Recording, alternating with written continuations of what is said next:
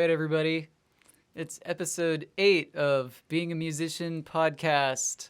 I am your host, Flint Blade, and today we have Sebastien Goodman. You want to play us a song for us? Will do, Flint. Thanks for having me. All right.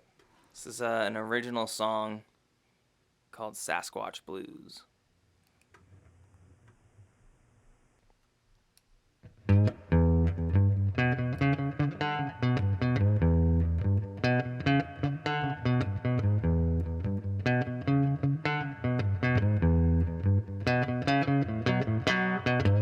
My baby got taken up by Sasquatch. My baby got taken up by Sasquatch. I told Sasquatch to stay away, but he don't speak English, at least not today.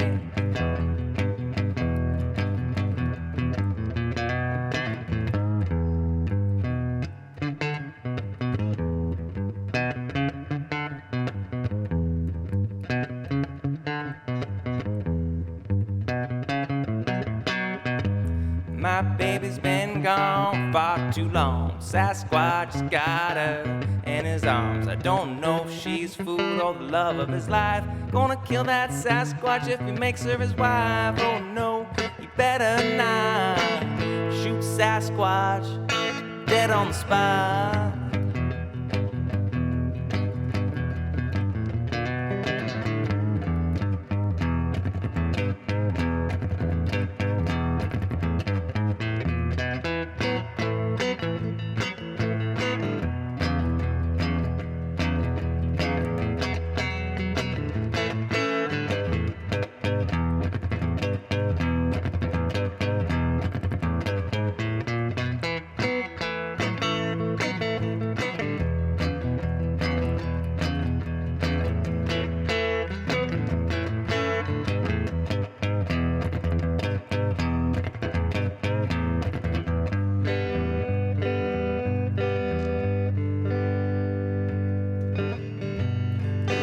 Sasquatch, why'd you take her? She's my baby. Sasquatch, I was hoping we could crack open a gold one, kick back and relax, have some fun, give me back my baby, we'd be done.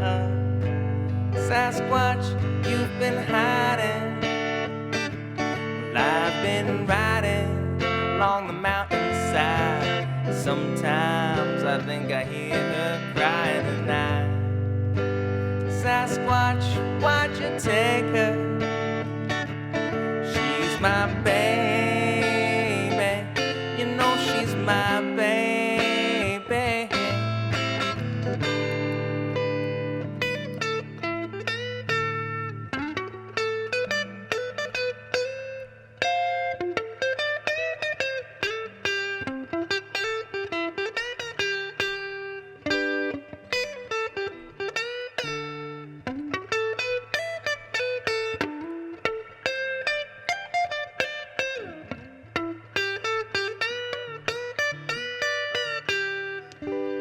Sasquatch, why'd you take her?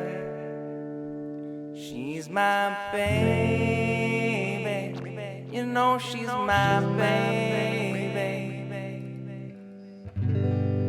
But baby, why'd you leave me for that Sasquatch? You really left me for Sasquatch.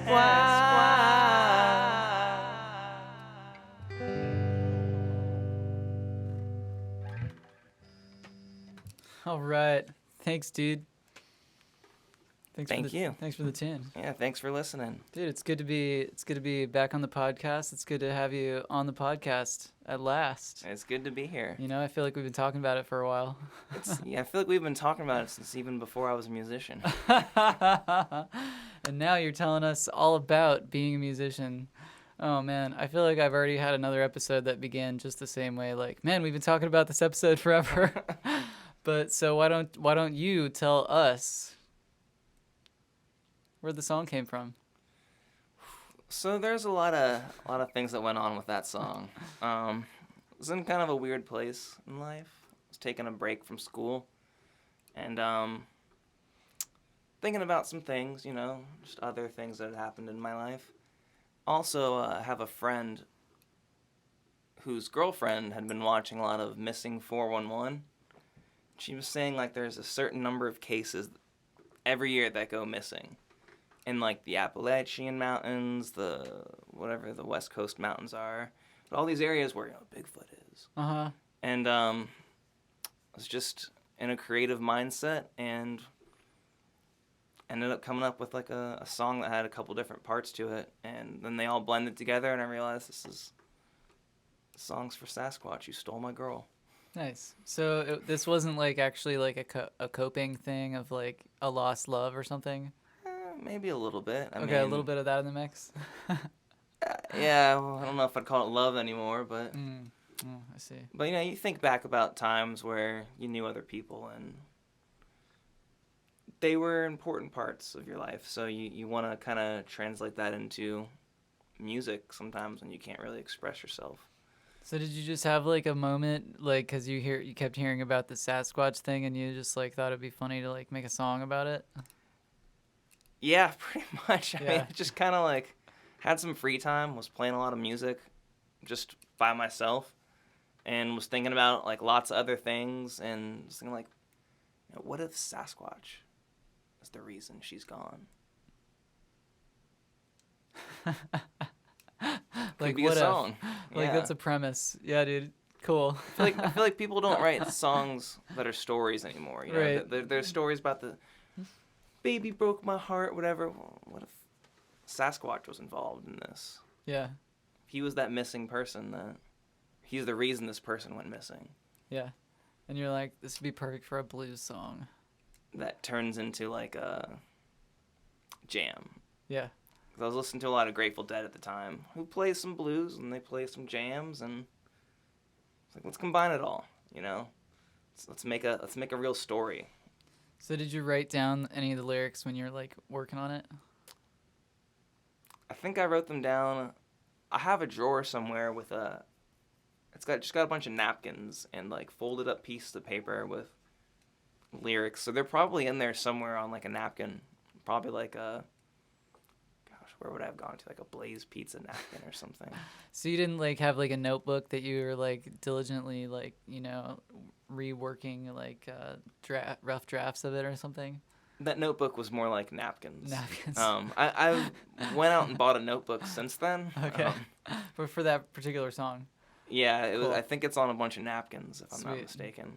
I'm always like curious, to get like the songwriting process, because I feel like there's so many different ways that it can happen, and even a single person can have a lot of different ways to approach a different song. So, Sure. I'm always like curious to like get those little quirky details of like how the inspiration came through. Yeah, I'd say I get a lot of inspiration being outside too. Mm-hmm. So, just being able to like even just sit outside and like look up at the sky or stare at some trees, I'll be thinking about songs. I kind of always have like music playing in the back of my head, like mental iPod, I guess. Yeah. And just realized like I need to write down lyrics on the closest thing to me though. So a lot of times that's a napkin. The other day I was just going for a walk and I heard this song in my head, and I came up with some cool words to it, and I came home. So I went for a walk. I had to try not to bring my phone with me. Didn't remember them.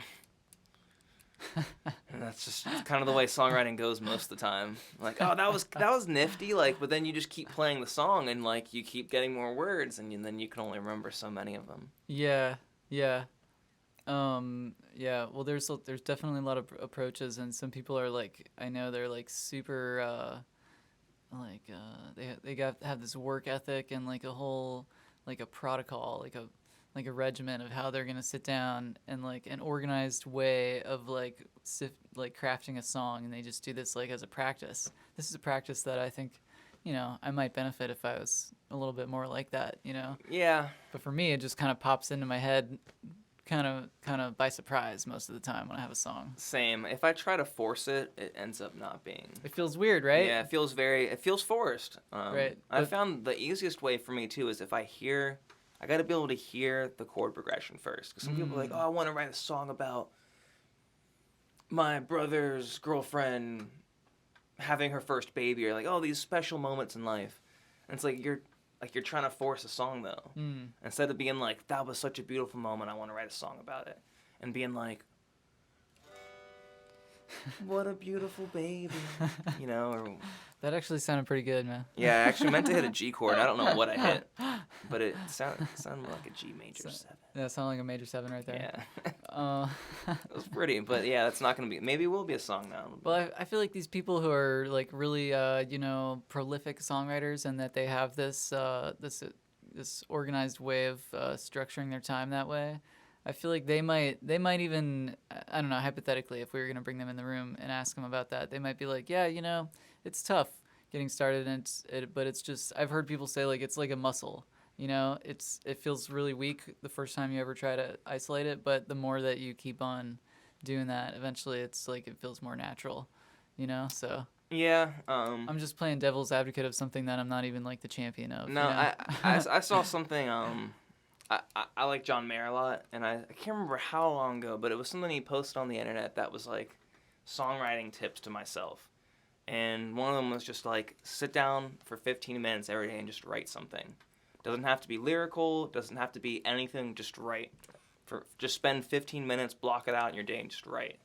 And I've tried that sometimes, and it just feels so forced to me though. Right. But like your muscle analogy, that's kind of the way it is sometimes. You're just forcing the use of it so that it learns how to be used, and then you can develop it from there. Because I know for me, like reading sheet music is something that I can do, but it's very slow, and it doesn't feel super natural and easy. Yeah. So that's one of those muscles that I still do exercise it once in a while, but like, man, when I do it, I have to like really like.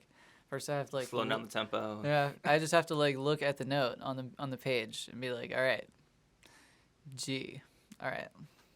Here's where that particular G is this one on my instrument, Yeah, I was never good at reading sheet music. Yeah, but that's one of those things, Yeah, it's a great skill to have. Yeah. And some people are so good at it, they can just quickly just see it and like translate it as if as if I could just like read, the English language and recite it. It's impressive. Beautiful, right? Yeah. Quite a skill. I feel like, especially with like classical music. But a lot of those same people who, I'm not going to say that it's mutually exclusive, but a lot of those people who are really great at sight reading and sheet music in general, reading, they probably have not exercised their jamming muscles and their ability to like use their ear improv a lot. Yeah. A lot of them. Maybe I think the best of the best are the ones that have all that under their belt. Yeah, well, you can get too caught up in like your own groove though, and you just get so used to playing a certain way that you don't challenge yourself to play a different way. Right. And until you do, and then you're like, oh, that was a pain. I probably shouldn't do that one in public. But I'm gonna work on it. I'm gonna work on alternate picking or modal changes or whatever, whatever is floating your boat at the time. Ever since I was like a kid, and I started developing like a musical taste of my own, I noticed that my favorite musicians, where I could see their career path and like see this progression and this transformation of like them like growing as an artist. Yeah. And then I would notice other ones, especially these pop artists that get signed and then they lose their soul. And you can just tell it's like, man, things just become much more like, it just feels like I'm watching an army of like thousands of people, or it just feels too uniform and like just kind of forced and just, some of them. And Eminem is a great example. Like when I was like 12, I actually liked him. When he first came out, and I listened to like some of his earlier stuff, and I loved his early like underground unreleased stuff that was hard to find. Before he was like so hard, he was a little more cheerful and like leaning more into the humor in his earlier stuff. Definitely some humor, yeah. Right, but then the older he got, he just became this rage monster. Now he's playing in the Super Bowl. Every song, is he? Whatever. There's like him and But it was A like, couple other. It's supposed to be a hip hop Super Bowl coming up. Okay. So there should be. It's like Snoop Okay. Dogg and Dr. Dre. okay. Mary J. Blige. I'm sure they all missed some shows due to COVID, so they're all happy to be back. But like, I knew as a musician, I was like, man, just listening to it, I was like, Eminem is not really like, he's not really interested in like music. You know, that's how I could tell. I could tell how the music was sounding. I was like, it was cool when he was working with Dre in the beginning, and it was like really nice, and then it was just like, But another example, sorry, not to like steer the podcast. You're the guest, you know, but I'm the host. But Outkast, that's when Andre 3000, he got totally musical when he like got like the same album that had Hey Ya, which is so poppy. Yeah. That same album had like really musical masterpieces that you would never expect a rapper to start exploring, and like he was playing guitar on a couple tracks. You could tell he was like really branching out and being like, I am a musical genius.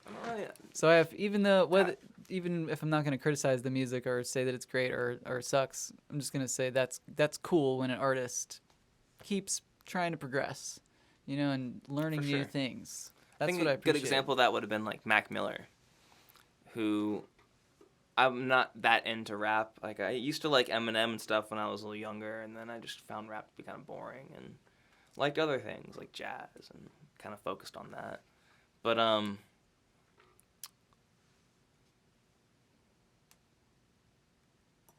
what was the name that I just said? I'm having a brain fart. This conversation is over. This conversation's over already. Just kidding. That was our cue. Hey. Mac Miller. Mac Miller he was a rapper, and but then like his last album was a lot more musical though. It was a lot more musical. Okay. It had a whole horn section and some funky bass, and it was really like he's rapping and whatever, but it was really about the music there, more so than it being just a beat with him rapping over it. Yeah. So there Yeah. was like that evolution and progression, but I guess. That's what I like to see, man. You know. And then, well, it didn't really end the best way possible, but R.I.P. Mac Miller. I'm sorry, man. I'm just not even familiar. Oh, he's dead now. He Okay. died. Yeah. Yeah, I don't really remember exactly what happened, but I'm so. he's like unfamiliar. our age, man. Okay. He passed away a couple years ago. Yeah, pretty wild. Well. And he was just starting to get like good at music, like. Yeah. and Yeah, then, I've heard the name, but I was just never familiar. We'll have to. I didn't even introduce really you. catch the name. I mean, I didn't even catch the news. You know. Yeah, I caught the news, and that made me listen to him a little bit, and I was like, oh, that's actually pretty good. Like, got a little bit later on, I was like, oh, it's got that soul to it. Like, Yeah. It was the reverse transgression of how these musical artists tend to go when they get poppy. When they get famous, they tend to become more poppy, and the soul's gone. And this was almost like the opposite. But I must Now have he is heard gone. something from him. But what was, I can't remember the name of his backing band now, but there's a name to it for like the last album or two. It's like the Thundercats or something. It's got a cool name. They sound funky. They're real funky. yeah, I must have heard a song. But Yeah, we'll go into that after. yeah, I guess. Do you want to play another song? We can play another song. No, I wanna hear you play another song, man. You mind if I drum along on my djembe right here? Let's do it.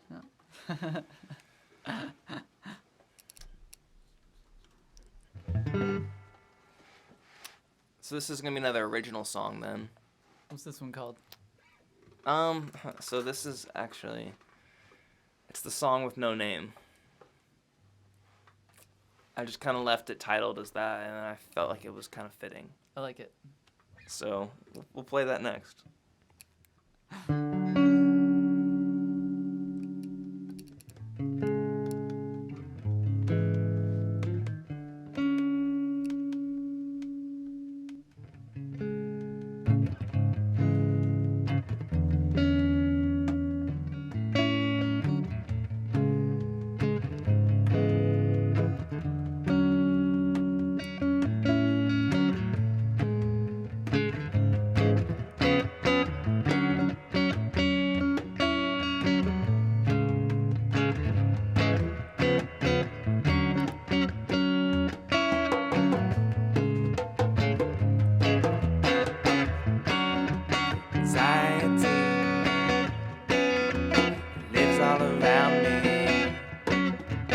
inside my dreams.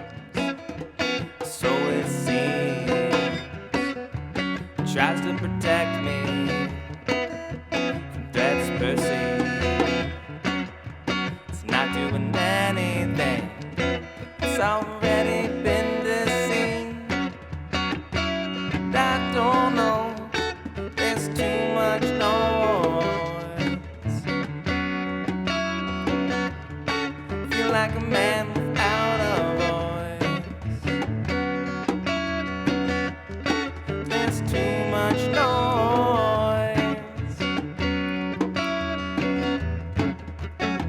But I had a choice.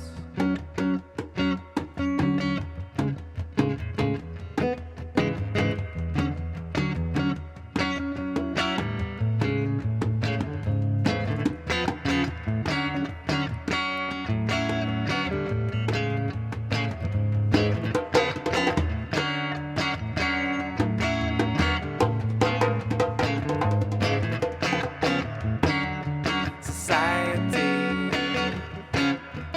wants to adapt me, tells me I'm free with equal inequality, lacking autonomy, controlling conformity, stolen identity.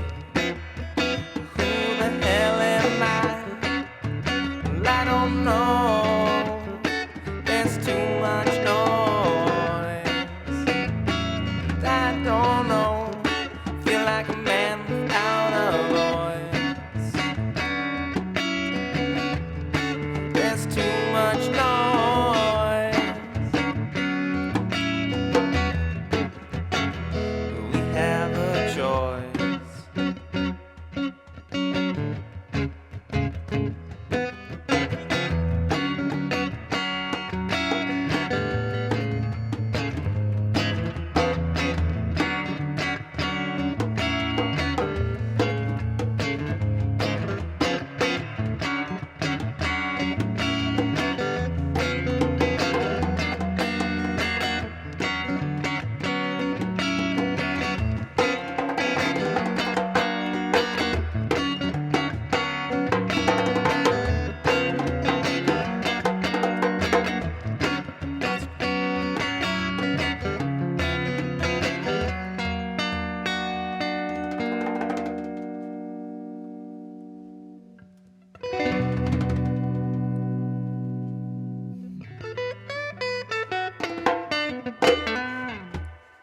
All right. A Song with No Name by Sebastien Goodman.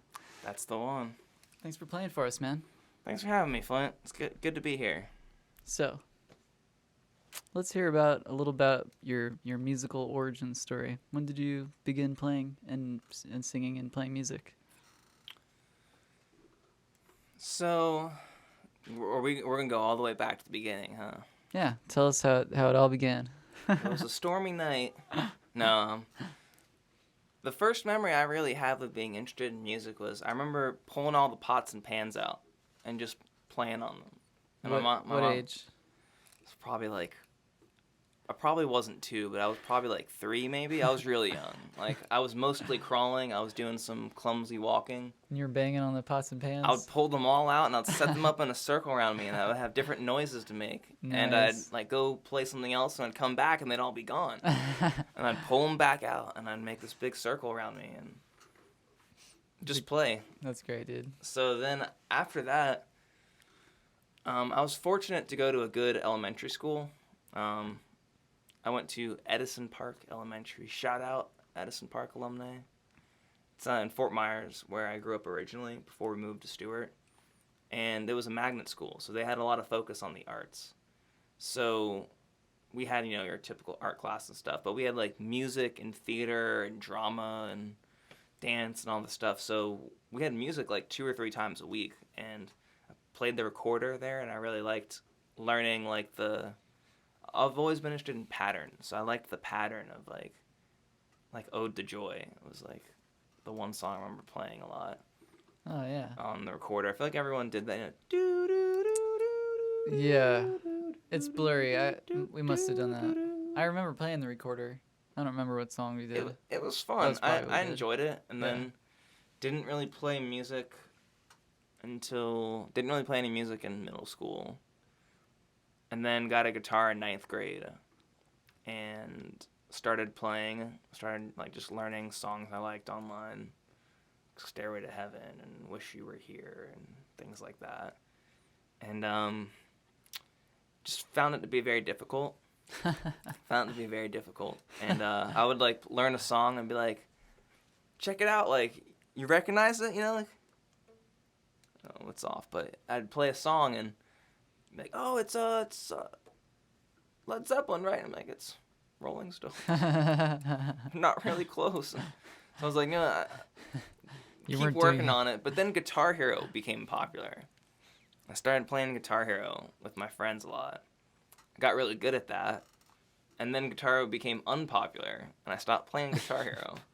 But then I was like, I still got the guitar and stuff. Like, I'll play that. And I had a neighbor who played a lot of music, so he'd come over and be like, dude, your guitar is sweet. And he'd just do these things. And I'm like, yeah, it is pretty sweet. I should start playing it again. But I realized all that, like, Guitar Hero, like, this stuff made my fingers stronger. Oh, yeah. And it made playing the guitar easier after a year and a half or whatever of a break that I didn't really play guitar. Yeah. And then I was like, oh, I can actually learn songs of artists I like, and it actually sounds like it. I kind of learned how to keep a tempo, I think, through that better, too. Having to picking the stupid thing over and over again, but Right. it just got you in, like, the habit of being able to keep consistency. Yeah. Yeah, it would definitely show you the rhythm, right? Yeah, and it just made, like, picking up the guitar later easier for me. So then I'm, like, a senior in high school, and I'm, like, starting to, like, practice a little bit more, and I'm not good, but I'm not terrible. And then when I went to college, my roommate played a guitar, so we started just jamming together. Like, he listened to a bunch of jam bands. We'd be like, A minor, C, G. And we just jammed to that for, like, 5 minutes, and then we'd be like, F. Was G. this your buddy Andy? Thinking of AJ? AJ. So AJ was my neighbor Okay. growing up. Oh, right. Okay. Yeah, so Okay. he would see he would come and see my guitar and be like, dude, your guitar's sweet. Like, can I play it? Go ahead. And he'd Oh, yeah, and he would make rip it it sound up, and I'd be good, like, right? I should start playing again too. So it's Yeah. good to have, like, kind of like indirect motivation. Yeah. This was my roommate Zach from college, though. Cool. He's a nice guy. And We should bring him on the podcast. yeah, I think he's living in Washington D.C. I might be mistaken. Well, let's hit him up. Yeah. Well, All right, call him up right now. See if he's just kidding, dude. Zach, you wanna come down to Florida? Chime in on the story. Be like, yeah, man, we would play. But he did the Greek life, and I guess when you pledge, you all get hazed and stuff. So his, like, pledge class would come hang out at our place afterwards. So, like, I didn't do the Greek stuff, but I was almost like a half brother of their class or whatever. But they would all come over and, like, we'd play guitar. Sometimes they'd bring another guitar, and we'd have, like, a couple guitars, and we'd just be hanging out, playing guitar. Yeah. So you were in the medical program in Gainesville? Yeah, so I went to UF for undergrad. Yeah. And I got my undergrad in applied physiology and kinesiology. Pretty much exercise science. But then at UNF in Jacksonville is when I went Oh, okay. and did PT, physical therapy. But the music has stayed with you. Oh, for all sure. along. Yeah, so, like, being at UF, like, sometimes every once in a while I'd be like, I try to write a song. Like, me and Zach tried to write songs for a minute, and they were just so forced. They'd be like, the window down the corridor speaks my name, and I must follow. And it's like, these are just dumb. Like, we look it over the next day, and it's like, let's just jam. But it kind of got me thinking, like, I wonder how easy writing a song is. Like, hear what's on the radio, and I'm like, A minor, C, G. Oh, we jammed to that. Like, we could do that. I could put my own words to it. And kind of slowly started making my own music. And then would kind of just play for fun when I'm bored.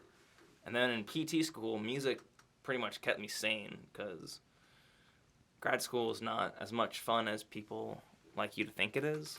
It's definitely not all. You mean there's work involved? Yeah, there's a lot of work Oh, involved. yeah. And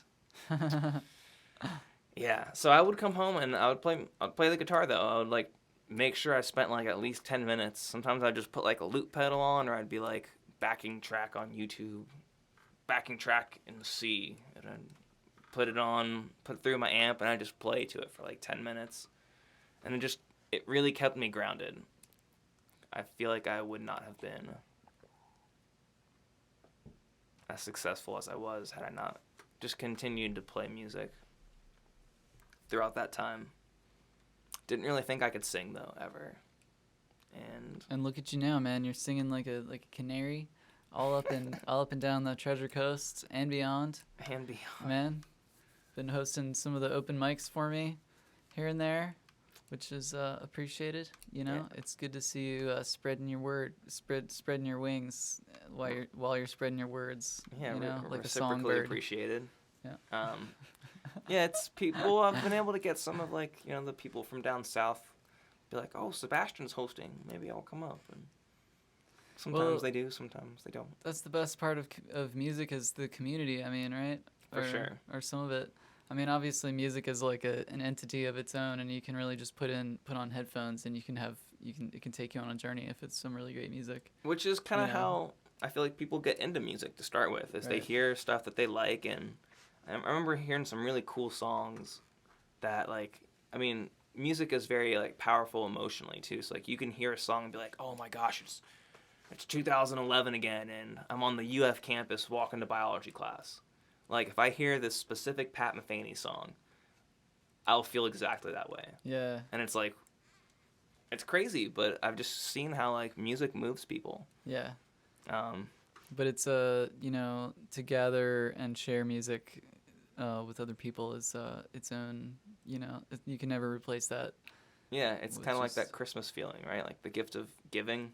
Yeah. Like you don't really see it as that, but I remember being at one of your open mics and playing a song, and this kid like came up and said thank you afterwards, and I was like, whoa, that was like a pretty big moment for me. Like, it's like this guy just thanked me at some open mic. I think you and Oh, he said thank you to you for playing. afterwards Yeah. about like the song I played. Cool. Because it was like, you know, it's supposed to be like a song that like, it's called Open Your Mind, so it's about like keeping an open mind and trying to like, don't let a current situation make you feel like that's your only situation. Like, let the future unfold and open your mind, basically.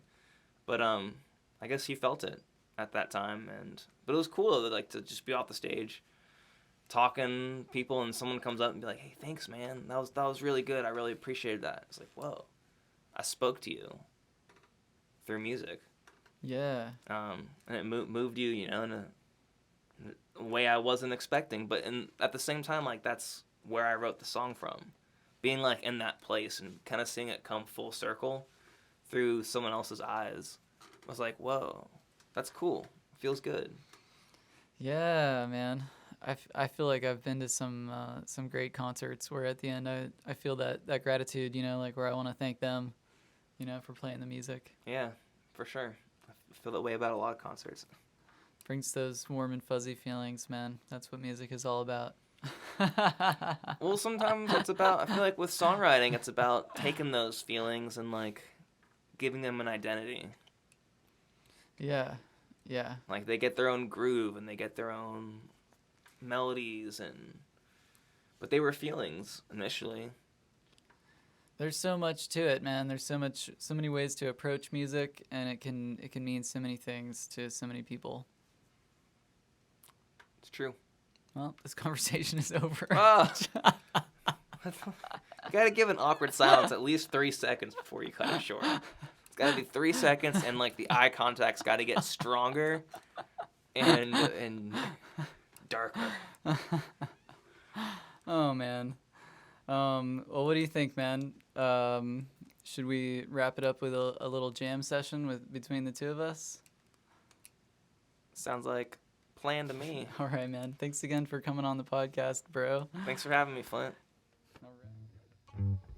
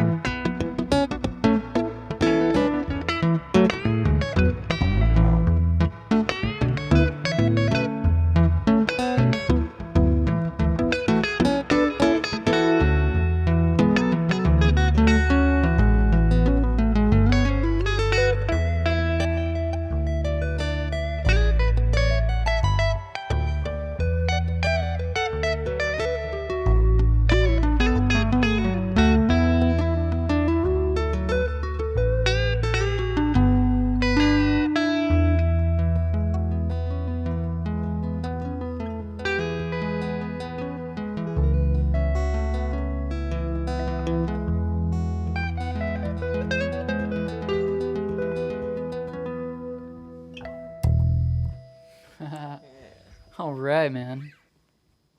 Thanks again for coming on the podcast. Thanks to you too, Flint. We got the mics real low now. Why is mine smaller than yours? Everybody, I want to thank you for tuning in and listening all the way past your bedtimes, and your curfews. And I know that some of you might have even breached your local lockdown orders just to get out and access this. Thank you to our viewers out in North Korea. We don't have internet access, but still found a way. We wouldn't be doing this if it weren't for you. I mean, we might still, but the point is, having you listen, it makes it all worth it. Much love. So, continuing our conversation. Oh, okay. So this conversation is back on.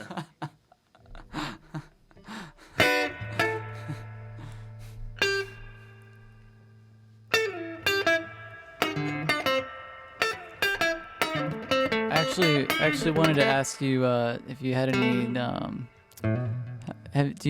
Would you have any words to say about the spirituality of music? Do I have any words to say? Yeah. I feel like the first word that comes to mind is Om. That's a good question, though. I want to answer that now. I mean, the thing is, like, I started once by asking someone how is music spiritual to you, and that question stumped him because he said that he doesn't really consider himself spiritual. So it kind of requires you to say that you're spiritual first, which Yeah. I don't ask you to. You're not required to say that, but is there anything spiritual about music for you? Yeah, absolutely. We kind of touched on it earlier, saying about how like music will just move people. Like you can capture a moment in time where you're just feeling a certain way, pass that moment on to someone else many, many moments later in the future from when that song was captured, and it can move them just as much as it moved you when you first made it. Yeah.